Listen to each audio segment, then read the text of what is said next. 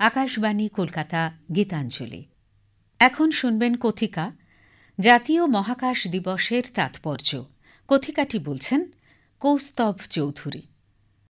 23শে August 2023 চাঁদের বুকে পা রাখল ভারতের চন্দ্রযান-3 বিক্রম। আর এর সঙ্গে সঙ্গেই ভারত পৃথিবীতে চতুর্থ দেশ হিসাবে উঠে এলো যে কিনা চাঁদের বুকে সফট ল্যান্ড করতে পেরেছে। সারা দেশের কাছে এটা ছিল খুবই গর্বের দিন। আর তাই এই মুহূর্তটাকে স্মরণীয় করে রাখতে ভারত সরকার 23 আগস্ট দিনটাকে জাতীয় মহাকাশ দিবস বা ন্যাশনাল স্পেস ডে হিসাবে ঘোষণা করেছে। 2024 সালে প্রথম মহাকাশ দিবসের মূল ভাবনা হল touching lives while touching the moon, India's space saga. কি হবে এই দিন?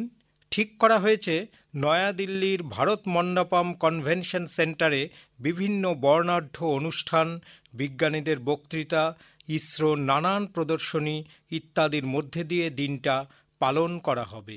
এছাড়াও দেশের নানা প্রান্তে স্কুল, কলেজ ও জ্যোতির্বিজ্ঞানের প্রতিষ্ঠানগুলোতে বিভিন্ন অনুষ্ঠানের আয়োজন করা হবে। দেশবাসীর সামনে তুলে ধরা হবে ভারতের প্রাচীন শিক্ষা ব্যবস্থা ও আধুনিক মহাকাশ বিজ্ঞানে দেশের অগ্রগতি। এবারে আসুন দেখা যাক এই চাঁদে নামার তাৎপর্য ঠিক কোথায়। ভারতের আগে মার্কিন যুক্তরাষ্ট্র, সোভিয়েত ইউনিয়ন ও চায়না, এই তিনটি মাত্র দেশ চাঁদের বুকে সফট ল্যান্ড করতে পেরেছে। আরও কয়েকটি সংস্থা চেষ্টা করেও ব্যর্থ হয়েছে। তাহলেই বুঝুন কাজটা কতটা কঠিন। আর এই কঠিন কাজটাই ভারত করে দেখিয়েছে। কিন্তু কাজটা এত কঠিন কেন? আসুন এইভাবে ভাবা যাক। কোনো মহাকাশযান চাঁদের কাছে গেলে চাঁদ তার নিজের মাধ্যাকর্ষণের ফলে তাকে খুব জোরে টানতে থাকে। যদি কায়দা করে সেই মহাকাশযানের গতি কমানো না যায়, তাহলে সেটা খুব জোরে চাঁদের বুকে আছড়ে পড়বে। এটাকে বলে হার্ড ল্যান্ডিং। ভারতের প্রথম হার্ড ল্যান্ডিং করে চন্দ্রযান-1 মাধ্যমে 2008 সালে। প্রচণ্ড জোরে পড়ার কারণে সেই মহাকাশযানটি ভেঙে চুরমার হয়ে যেতে পারে। তাতে কাজের কাজ কিছুই হবে না। কিন্তু চাঁদের বুকে গবেষণার জন্য মহাকাশযানটাকে ধীরে সুস্থে অক্ষত শরীরে নামানো দরকার। একেই বলে সফট ল্যান্ডিং। এবং এই কাজটা করা খুবই কঠিন। 2023 সালের 23শে আগস্ট ভারত সেই কঠিন কাজটাই করে দেখিয়েছে। কিভাবে সম্ভব হলো এই কাজ? এটা বুঝতে গেলে আমাদের চন্দ্রযান-3 গঠন ভালো করে বুঝতে হবে। চন্দ্রযান-3 মূলত দুটো অংশ দিয়ে তৈরি ছিল। একটার নাম প্রোপালশন মডিউল, যেটা চাঁদের পাশে ঘুরবে, আর একটা অংশ হলো বিক্রম ল্যান্ডার, যেটা প্রোপালশন মডিউলের গা থেকে খুলে গিয়ে চাঁদের বুকে নামবে। এই বিক্রমের ভেতর ছিল ছোট্ট একটা 6 চাকার গাড়ি, যার নাম প্রজ্ঞান। বিক্রমের গায়ে ছিল 4টি থার্স্ট ইঞ্জিন আর অনেক ধরনের নেভিগেশনের যন্ত্রপাতি, আর ছিল 4টে শক্তিশালী পা। প্রোপালশন মডিউল থেকে খুলে যাবার পর চাঁদের পাশে ঘুরতে ঘুরতে বিক্রম নেমে আসতে থাকে চাঁদের বুকে। চন্দ্রপৃষ্ঠ থেকে যখন প্রায় 30 কিলোমিটার ওপরে, তখন ওই থার্স্টার ইঞ্জিনগুলো কাজ শুরু করে এবং বিক্রমের গতি কমিয়ে দেয়। এরপর আরও বেশ কয়েকবার পরিমিতভাবে ওই ইঞ্জিনগুলোকে চালনা করা হয়, বিক্রমের গতি একেবারে কমিয়ে আনা হয় এবং অবশেষে বিক্রম খুব ধীরে ধীরে চাঁদের বুকে সফট ল্যান্ড করে। বিক্রম যেখানে নামে সেই জায়গাটা ছিল চাঁদের দক্ষিণ মেরুর থেকে প্রায় 600 কিলোমিটার দূরে। পরে এই জায়গাটির নাম রাখা হয় শিব শক্তি পয়েন্ট। সেদিক থেকে ভারতই হলো প্রথম দেশ যে কিনা চাঁদের দক্ষিণ মেরুর এত কাছে কোনো মহাকাশযানকে নামালো। চন্দ্র অভিযানের ক্ষেত্রে এটাও এক বিরাট সাফল্য। এরপর ধীরে ধীরে চাঁদের বুকে নেমে আসে রাতের অন্ধকার।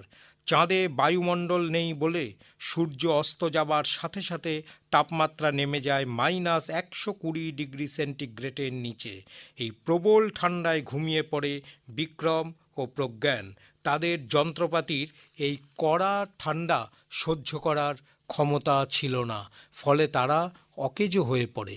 তবে এটা বিজ্ঞানীরা আগে থেকেই জানতেন এবং সেই মতো এই গোটা প্রকল্পটির আয়ু ধরেছিলেন 14 দিন। সেদিক থেকে দেখতে গেলে বিক্রম ও প্রজ্ঞান তাদের পুরো আয়ুষ্কাল কাজ করে গেছে। এসবই হলো চন্দ্রযান-3 মিশনের সাফল্য। কিন্তু সত্যি কথা বলতে কি, এই সবই সাফল্য হলেও এটা একটা দিক মাত্র। ভারতের এই চন্দ্র অভিযান আরও অনেক দিক থেকেই সফল। আসুন এবারে সেই সব দিক নিয়ে একটু আলোচনা করা যাক। সম্পূর্ণ চন্দ্রযান-3 প্রকল্পটা করা হয়েছে খুব কম দামে। এর মোট খরচ পড়েছে প্রায় 615 কোটি টাকার মতো। মহাকাশ অভিযানের ক্ষেত্রে এটা খুবই সামান্য খরচ, আর এইখানেই লুকিয়ে রয়েছে চন্দ্রযান-3-এর আসল সাফল্য। কিন্তু কিভাবে সম্ভব হলো এটা? হয়েছে বেশি মাত্রায় ভারতীয় প্রযুক্তি ব্যবহার করার ফলে। যে রকেটে করে চন্দ্রযান-3 ছাড়া হয়েছে সেটা আমাদেরই তৈরি করা রকেট। এমনকি রকেটের জ্বালানির বেশিরভাগটাই দেশে তৈরি করা হয়েছে, ফলে উৎক্ষেপণের খরচা অনেকটাই কমে গেছে। আর এর সাথে রয়েছে মহাকাশ যানটিতে বেশি মাত্রায় দেশীয় যন্ত্রপাতি ও প্রযুক্তির ব্যবহার।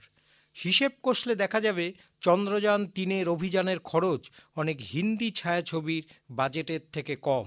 আর এটাই বোধহয় এর প্রকৃত সাফল্য। তৃতীয় বিশ্বের উন্নয়নশীল দেশ হয়েও আমরা যে উন্নত দেশগুলোর সাথে তাল মিলিয়ে চলতে পারি, চন্দ্রযান-3 তা যেন চোখে আঙুল দিয়ে সারা পৃথিবীকে দেখিয়ে দিয়েছে। আর এরই ফলে ভারত হয়ে উঠেছে তৃতীয় বিশ্বের গরিব বা অপেক্ষাকৃত অনুন্নত দেশগুলোর কাছে এক উজ্জ্বল দৃষ্টান্ত। আমেরিকা, রাশিয়ার মতো উন্নত না হয়েও যে মহাকাশ বিজয়ের স্বপ্ন দেখা যায়, মহাকাশ বিজয় সফল হওয়া যায়, তৃতীয় বিশ্বের দেশগুলো এই স্বপ্ন দেখতে শুরু করেছে। আর এই বিষয়ে ভারত হয়ে উঠেছে তাদের প্রেরণা। ফলে চন্দ্রযান-3 শুধুমাত্র দেশবাসীরই মুখ উজ্জ্বল করেনি, সারা পৃথিবীর ছোট ছোট দেশগুলোর মধ্যেও এনে দিয়েছে মহাকাশ গবেষণার জোয়ার। আমাদের দেশেও নতুন প্রজন্মের কাছে চন্দ্রযান-3 এনে দিয়েছে মহাকাশ জয়ের স্বপ্ন। এতদিন ছোট ছোট ছেলেমেয়েরা স্বপ্ন দেখত তারা নাসায় গিয়ে গবেষণা করবে, কিন্তু ইসরোর এই বিরাট সাফল্যের পর থেকেই নাসার বদলে ইসরোকেই গবেষণার পাখির চোখ করেছে অনেকে। রকেট ও মহাকাশযানের বিভিন্ন যন্ত্রাংশ তৈরির জন্য দেশে অনেক ছোট বড় কারখানা এগিয়ে এসেছে। এর ফলে বিভিন্ন অভিযানে যেমন এসেছে জোয়ার, তেমনি কর্মসংস্থান তৈরি হয়েছে বহু মানুষের। সারা দেশে বিজ্ঞান ও প্রযুক্তির কাজে এসেছে নবজাগরণ। আর এই সাফল্যের ভিত্তিতে দাঁড়িয়ে রয়েছে জাতীয় মহাকাশ দিবস পালনের তাৎপর্য। এই দিবস পালনের মধ্যে দিয়ে বিভিন্ন স্কুলে কলেজে ছেলে মেয়েদের কাছে তুলে ধরা যাবে দেশের এই অভাবনীয় সাফল্যের কথা। আমাদের বিজ্ঞানী প্রযুক্তিবিদদের কৃতি ও মেধা তাদের কাছে হয়ে উঠবে প্রেরণার আলো। আর এই আলোতে উদ্ভাসিত হয়ে তারাও বেশি বেশি করে এগিয়ে আসবে মহাকাশ গবেষণার প্রান্তে। শুনলেন কথিকা জাতীয় মহাকাশ দিবসের তাৎপর্য। কথিকাটি বললেন কৌস্তব চৌধুরী।